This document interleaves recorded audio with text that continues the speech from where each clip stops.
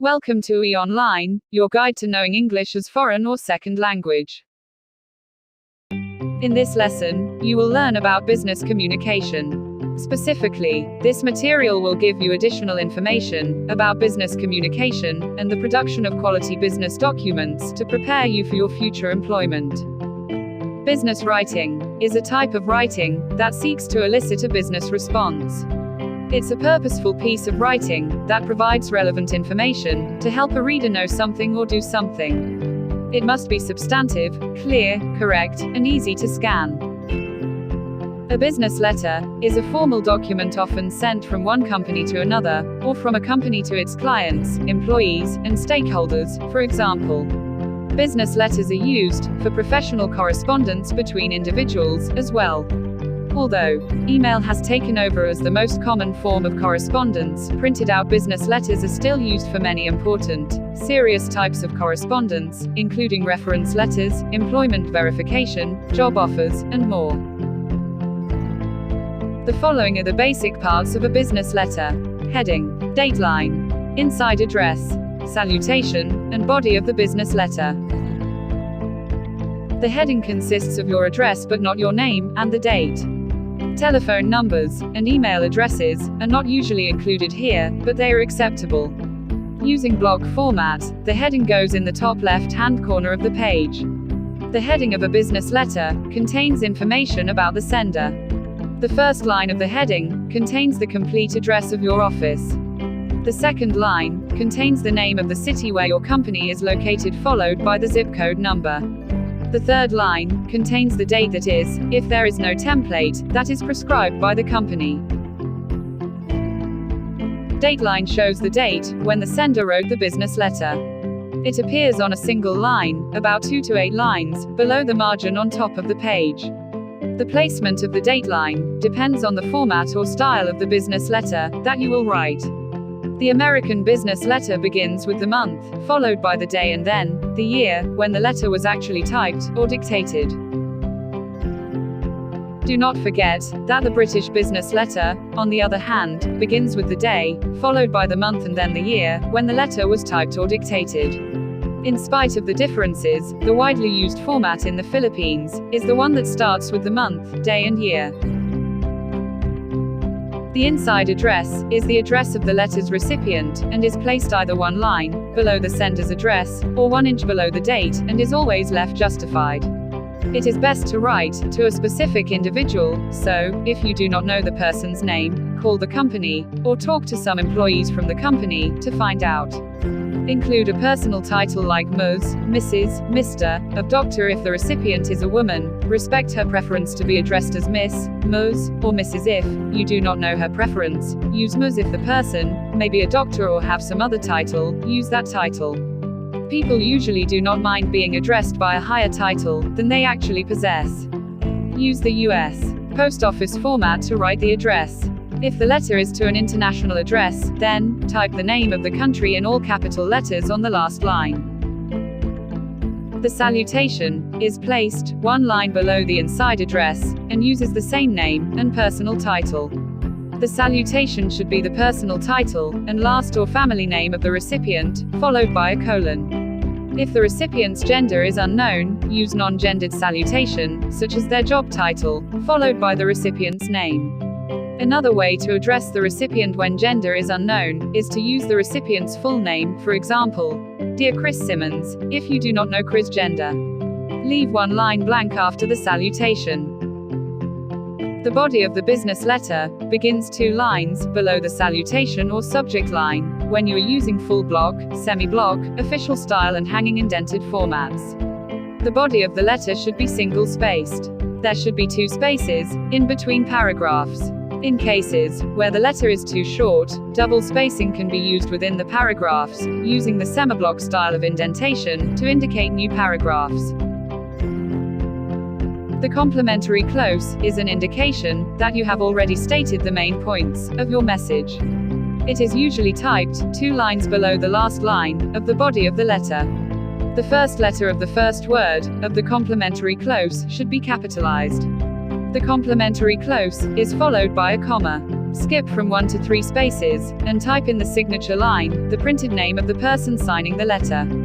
Sign the name in the space between the close and the signature line, starting at the left edge of the signature line. Women may indicate how they wish to be addressed by placing Miss, Mrs., Ms. or similar title in parentheses before their name. The signature line may include a second line for a title, if appropriate.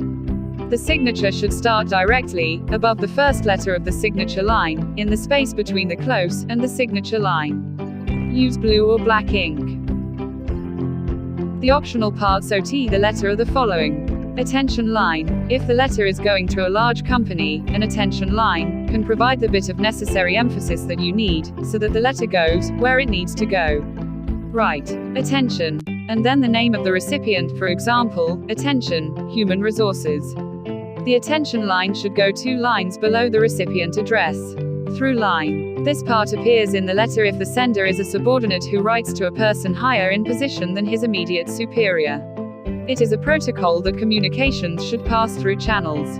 Subject or reference line. This part can focus the recipient on the letter's actual purpose. Start with a subject, or a or write in all caps.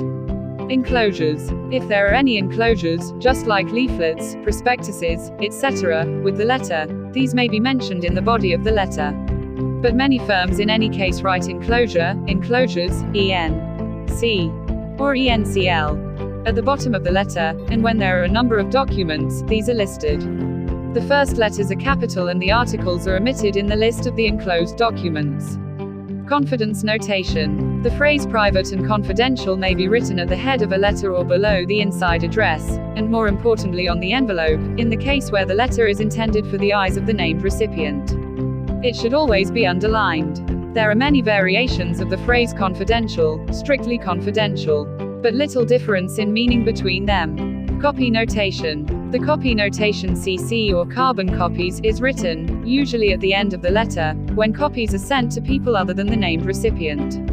The names of those who will receive copies of this letter follow the copy notation. Sometimes you will not want the recipient to know that other people have received copies. In this case, B, C, C, blind carbon copies, is written on the copies themselves, though not on the top copy, the original letter. Postscript. The postscript is written at the very bottom of the letter only in the case when after the letter had been seen with something very important that happened. We treat postscripts in the same way as we treat other paragraphs, except that we precede each postscript by PS, PS, or PS. Typist's initials. If someone else types the letter for you, include your initials in capital letters, and the typist's initials, in lowercase letters, 3 lines below your signature. Separate. The sets of initials with a colon, or slash. There are 3 main styles of business letter: block, modified block, and semi-block styles.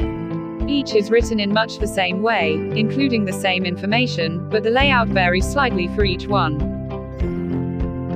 Font. The font of the letter is important.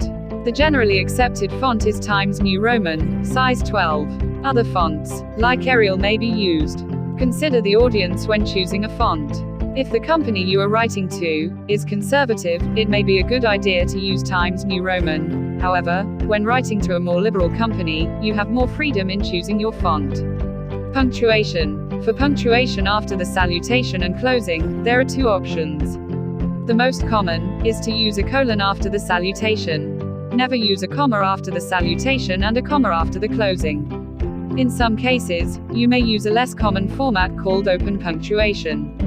In this case, there is no punctuation after the salutation and closing. When choosing a book to read, you pick the one that interests you the most. You also prefer the one that satisfies your needs as a reader. Same holds true for the readers of your business letter. The things that you write should consider the target readers. The tone and choice of words will all call for reactions and feedbacks from people, so it is very important for you to know the 10 requirements of a good business letter.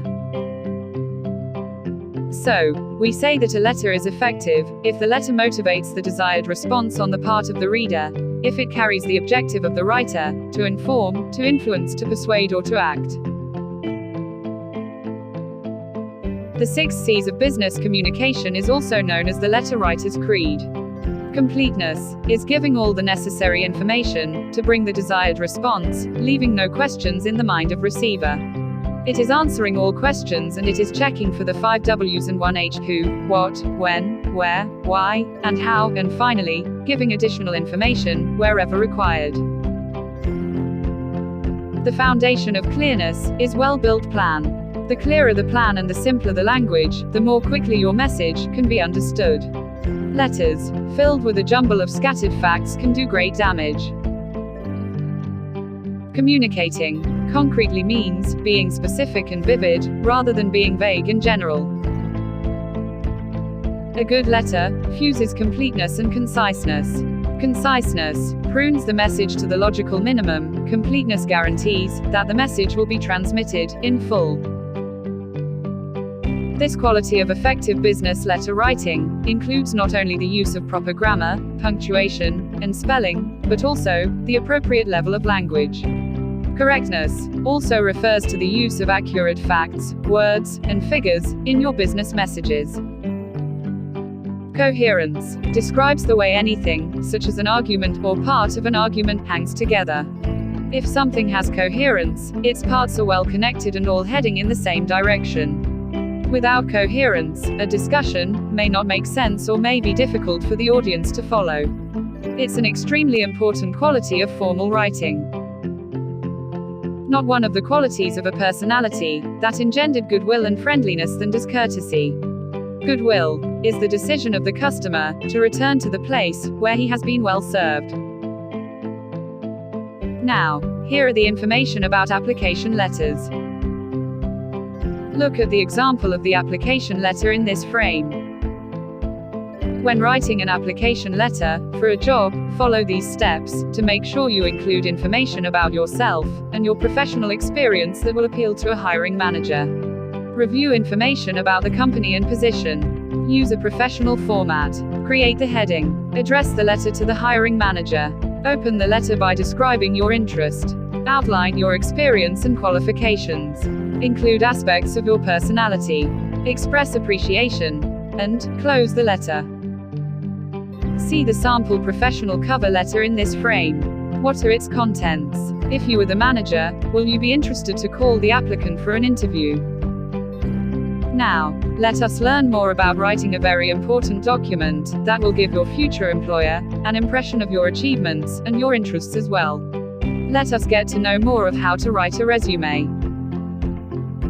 Writing a resume is already quite a challenge. What more if you're looking to apply to fresh grad jobs, and you only have your education to work with? This has been a frustration for fresh graduates for the longest time.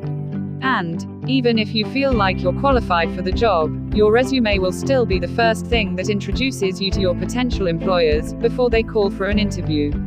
So, before you submit it to HR, click send, or upload it to job portals, make sure it's strong enough to impress the recruiters, even with the little work experience you have. Here are the basic contents of a resume. Name and contact information. Of course, your resume should have your name, location, and contact information, landline or mobile number, email address at the top of the document. Also, if you have an online portfolio or a professional profile, you could include the link to that website in this portion. Career objective. As a fresh graduate with very little experience, your objective is an important section of the resume. Its main purpose is to get the immediate attention of the recruiter.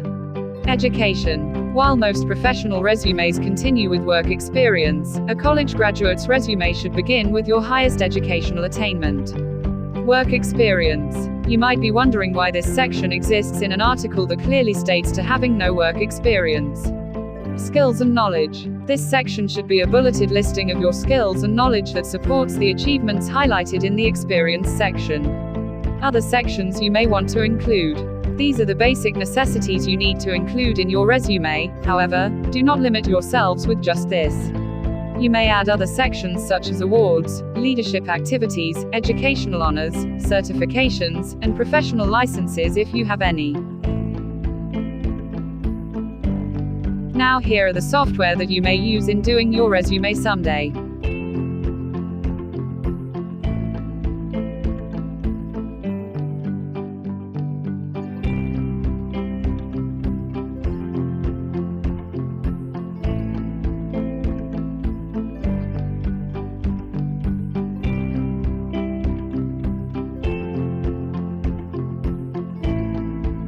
Some of you may have asked what are the differences between a resume and a curriculum vitae. The chart in this frame shows the differences.